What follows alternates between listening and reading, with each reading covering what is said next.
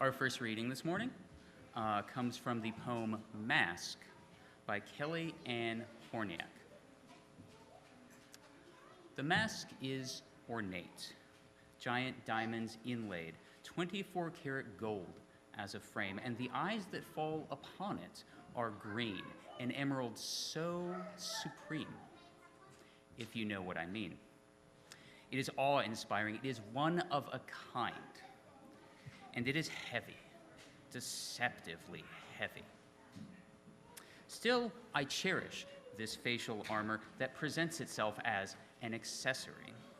I've worn it for a lifetime and don't know what features may lie beneath it. Perhaps none. Perhaps I am no one, and no one is home. No, I tell lies. I have seen myself bare as bone, scraped to nakedness, and I am as gem-studded, spiritually, as this weight of the world covering. I could rise to the heights either way, stripped of adornments or swimming in gold lame. I could alternate between the two, depending on my swinging moods, and still fly to the moon. But I stay here, in this room. I've got some plans to jot and boxes to tick before I set my heart aflame and make my life more than a list. I'll begin by loving both the costume and my skin, by sharing the performance and the one who resides within. I will not let past chapters dictate what's on this page. I'll walk heavy when it's worth it, and I'll disrobe to escape.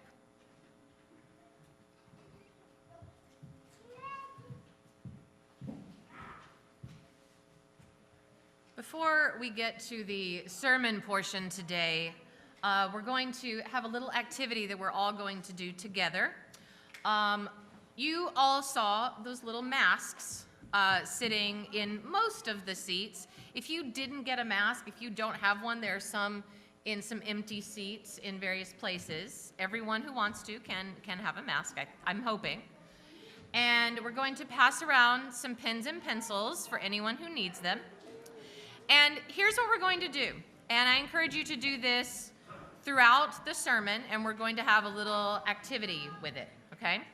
So on the inside of the mask, well, let's start with the outside. On the outside of the mask, you're going to write the identities that the world can see. The masks that you wear, the masks that you can't take off, and the identities that you're comfortable wearing out in the world. And then on the inside of the mask, I encourage you to write the identities maybe that you feel you have to keep hidden, or maybe that you are a little more protective of, identities you may feel a little scared to share, things about you the world may not know, or that you may feel you have to mask.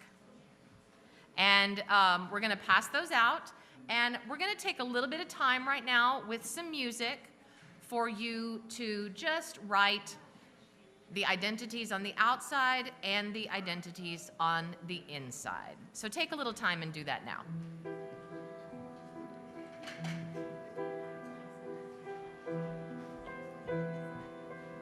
And I will add, if you want to make them more than just words, we have a table of supplies. Yes. For those who like to make exciting masks. Yes, you can make it as artistic and creative as you choose. We're going to just take a few minutes for this right now.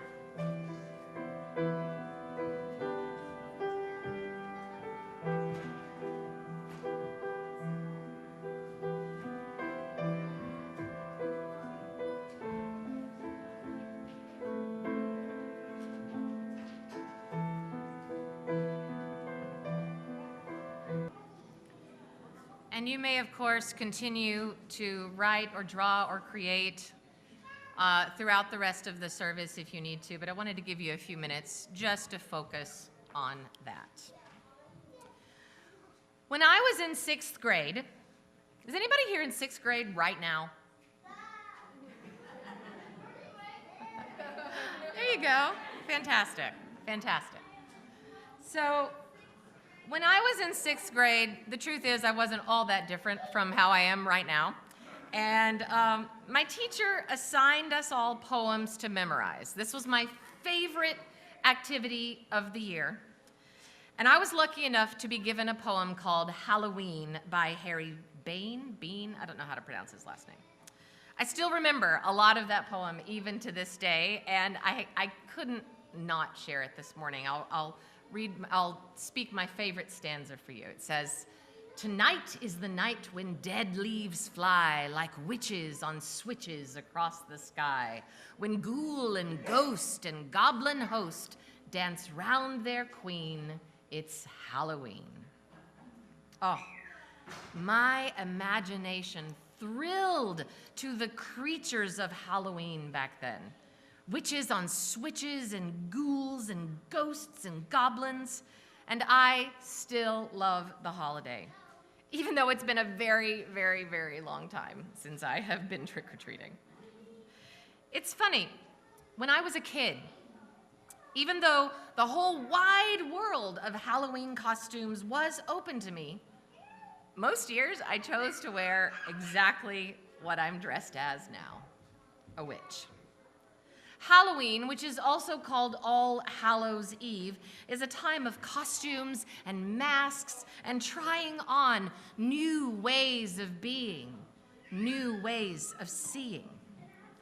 We get to try on identities that we might never have the chance to try in the non-Halloween part of the year. I mean, just look at what we have now. We've got a ladybug. We've got a Minecraft chicken. Is that what that is? It's fantastic. We have a bear of some, a wolf, yes.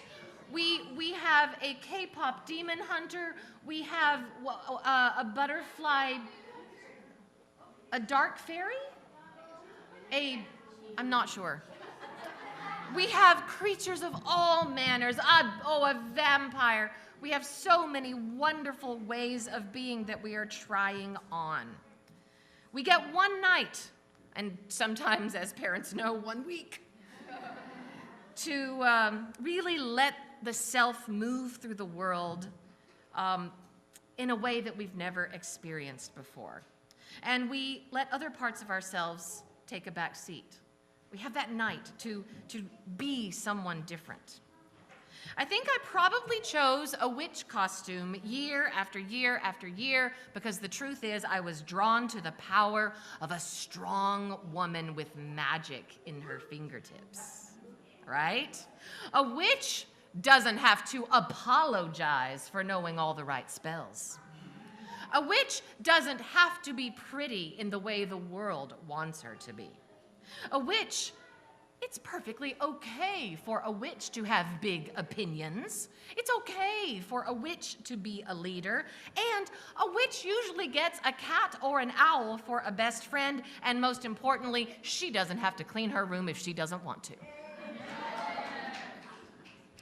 For that one night, little me wore the mask of a strong woman identity that she was still scared of, that she was just trying out. An identity she feared that she wouldn't be comfortable with for many years to come. And I suspect many of us have used Halloween just like this, as a night to feel like a superhero, as a night to feel feminine, as a night to feel powerful. Many of us have also experienced what it feels like to have identities that we're uncomfortable with walking through the world, that we're uncomfortable walking through the world with on all the other non-Halloween days.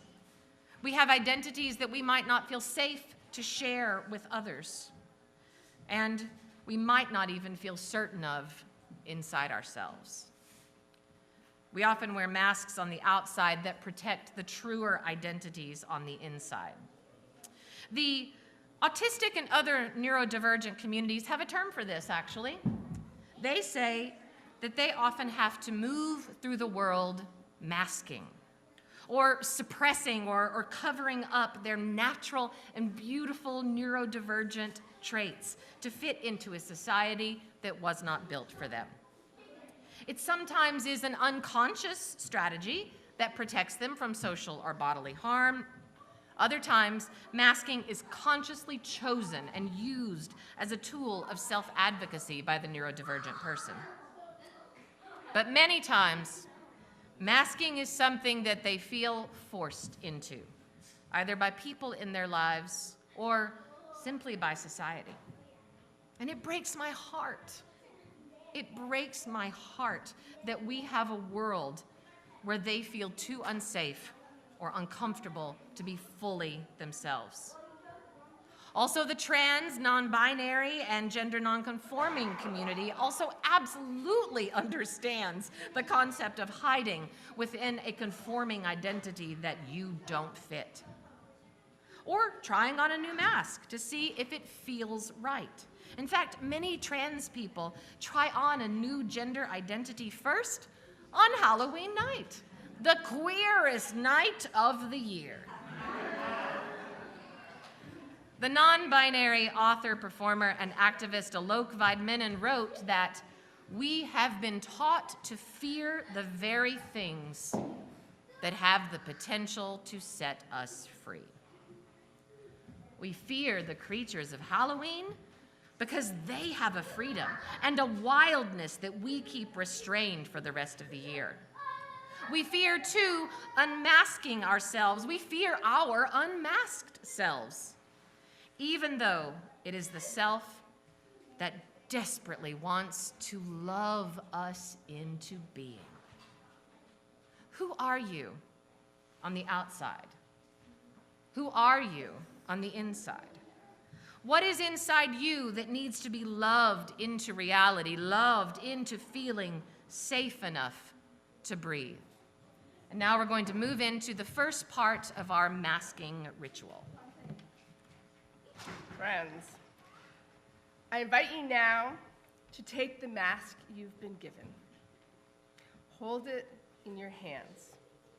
On this side, you've written the names and identities the world easily sees, the roles you play, the faces you show, the ways of being that help you move safely through the day. These masks are not lies. They are protections, performances, sometimes even offerings of love. They help us move through a world that doesn't always make space for our whole selves. And for a moment, now we invite you, if you want, to either hold that mask or put it on with the words on the outside. And we invite you to feel what it's like to wear that outside version of yourself, to place that mask before your face, to breathe behind it, to notice what it's like to be seen this way, with these outside selves. May we hold compassion for the selves we show and for the reasons we learn to wear them. May we remember that everyone we meet is wearing their own kind of mask too, each one a story, a survival, a becoming. Now take a moment and look at the identities of the people next to you. Share your outer identities with each other. Just take a moment to see what everyone else is sharing.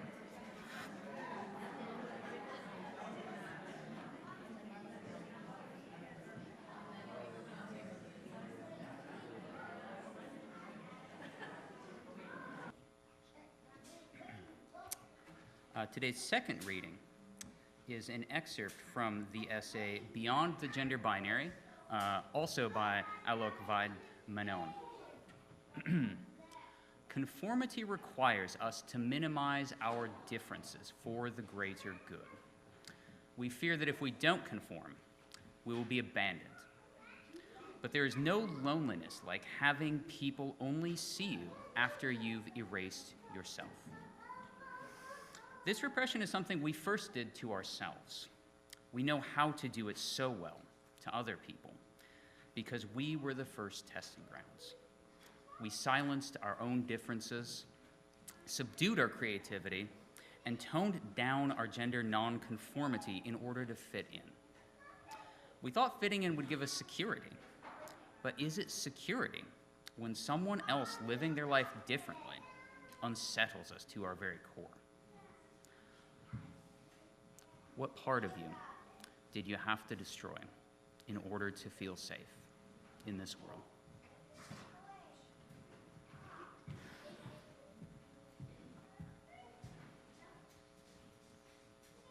My friends, we wear masks for many reasons. For Halloween, of course, we've been queering the world with Halloween for ages.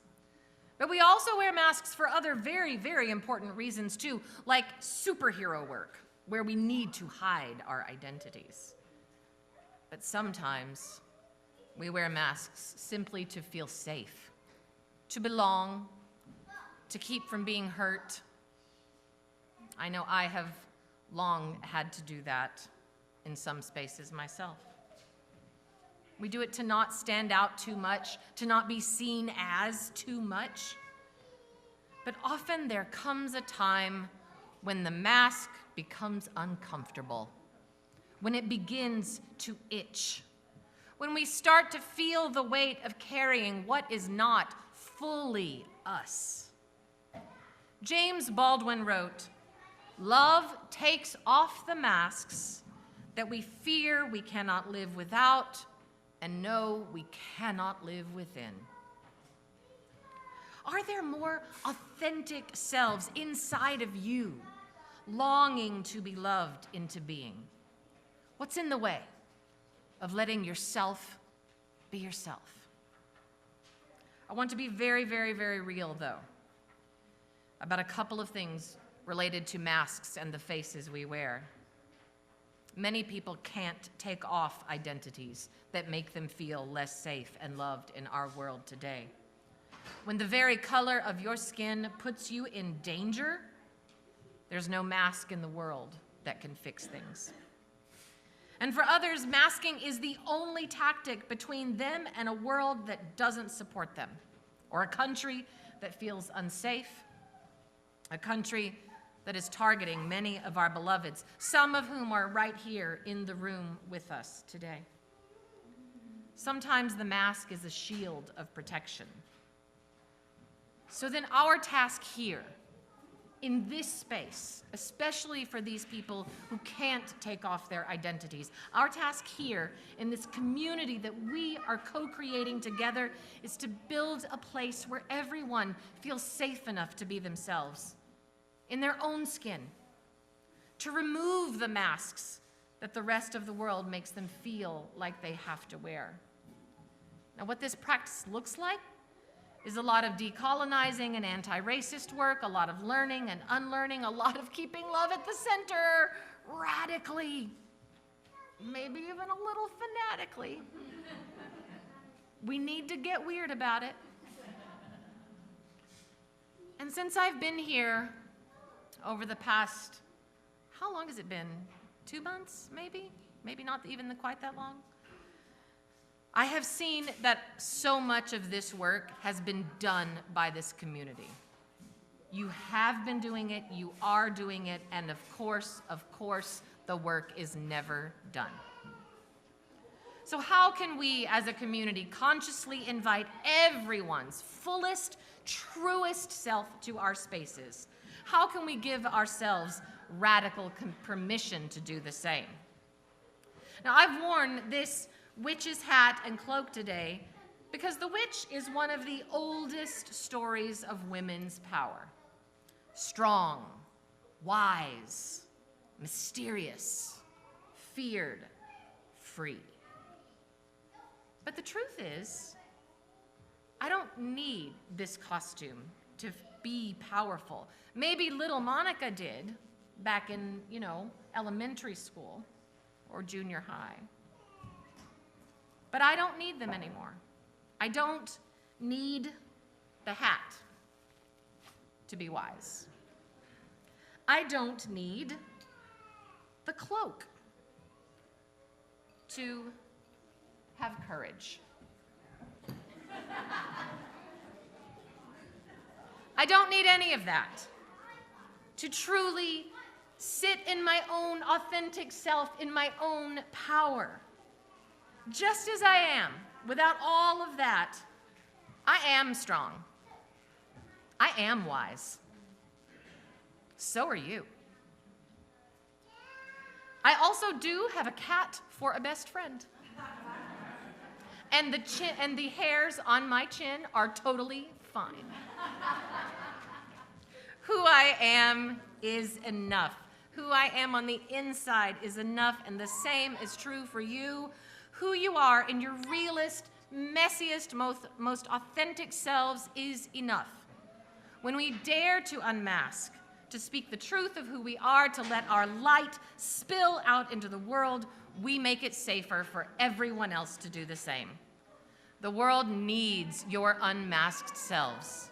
Your queer selves, our trans selves, our neurodivergent selves, our disabled selves, our black and brown selves, our non-conforming selves, our weird love at the center selves, our child or teen or middle-aged or aging selves, our tender, tired, shimmering, still becoming selves. And now we're going to move in the second part of our masking ritual. Now we're going to honor what lies beneath the net mask. The hopes, the fears, the shining truths we keep tucked away. Take your mask again. And if you feel like you can, turn it inside out. Let the hidden selves face outward this time.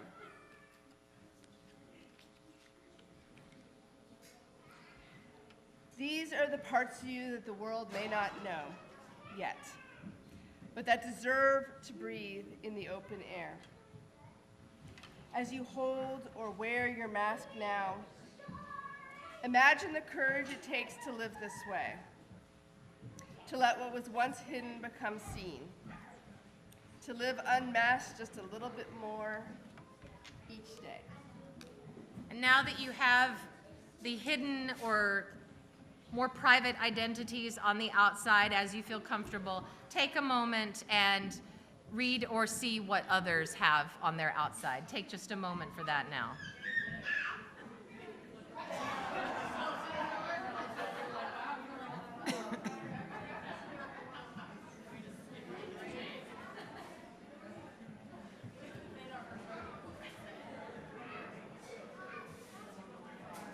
Now take a moment and look around the whole room. So many faces, so many truths, each one holy. All of us, every part of us, every one of us. We are all Hallows, every part of us. Yes, even the witchy warts and the chin hairs.